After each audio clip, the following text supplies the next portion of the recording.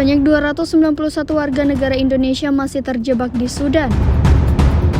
Upaya mengevakuasi 291 WNI di Sudan, Panglima TNI Laksamana Yudo Margono mengirimkan pasukan elit Komando Pasukan Gerak Cepat atau Kopasgat. Anggota Kopasgat yang dikirim ke Sudan itu tergabung dalam Satgas berjumlah total sebanyak 39 personil dari TNI dan tenaga kesehatan.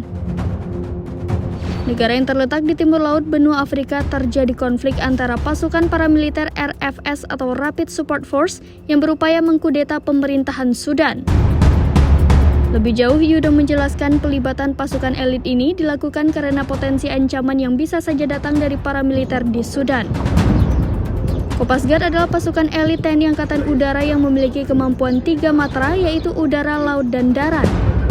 Pasukan ini dikenal sebagai Korps Barat Jingga. Meski demikian, lanjut Yudo, TNI tidak mau terlibat secara militer lebih jauh dari operasi kemanusiaan ini. Ia memastikan akan memantau bagaimana perkembangan situasi di sana.